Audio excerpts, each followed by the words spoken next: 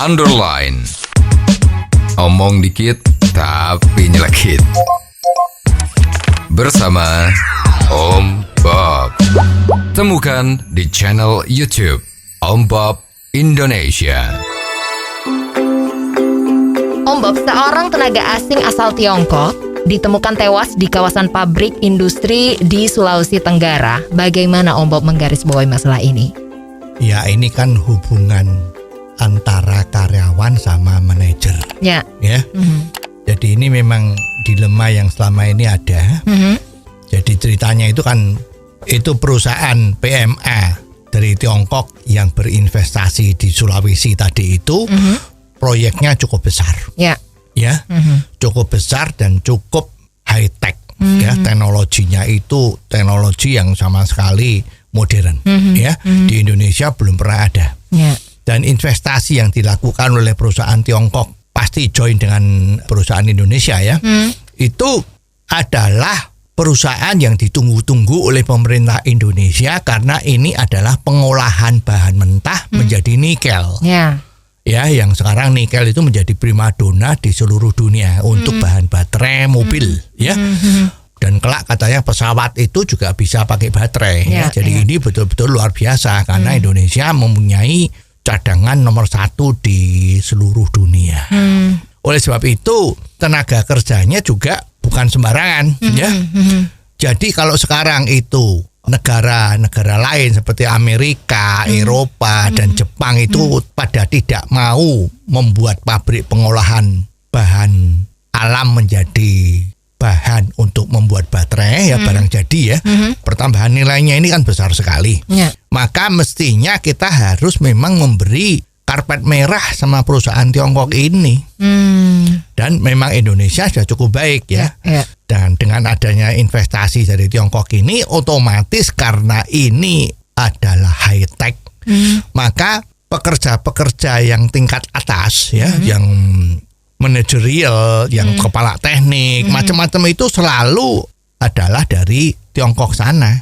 Karena ini adalah dibangun sistemnya Turkey Project. Ya, jadi ini pabriknya dibikinkan semua ya dengan orang-orang yang sudah berpengalaman. Lah, kemarin terjadi ada seorang karyawan yang kebetulan bukan dari tenaga asing Tiongkok ya, itu berbuat melanggar disiplin lah. Ya. Sekarang kalau orang kerja itu kan ada aturannya. Nah, ini ternyata orang tersebut itu sudah berkali-kali diperingati. Kemarin terakhir itu tidak masuk kerja tanpa pemberitahuan selama 7 hari berturut-turut. Lah, oleh sebab itu karyawan tersebut dikasih tindakan untuk tidak bisa bekerja kembali. Ya, kita kurang jelas apakah ini diskors sementara atau enggak. Pokoknya intinya seperti itu. Lah, orang tersebut marah. Marah sehingga mendatangin manajer atasan langsungnya itu terus dianiaya. Ya, apakah dia bawa teman-temannya atau dia sendiri kita nggak tahu ya. Yang terang itu dianiaya sehingga tewas. Ini tendensi yang sangat jelek bagi Indonesia.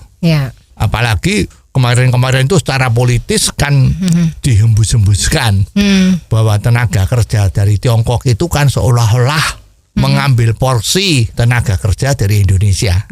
Padahal ini adalah tenaga kerja ahli yang sudah berpengalaman dengan pabrik nikel ini. Nah, karena akibat hembusan-hembusan kemarin yang seperti itu dan kebetulan memang situasinya agak panas kan, maka orang tersebut terprovokasi untuk melakukan tindakan kekerasan. Nah, ini pemerintah harus bertindak keras ya bahwa ini agar supaya kaidah-kaidah di dalam perusahaan, manajemen perusahaan yang biasanya terkenal dengan istilah reward sama punishment itu bisa berfungsi dengan baik. Jadi jangan sampai adu otot.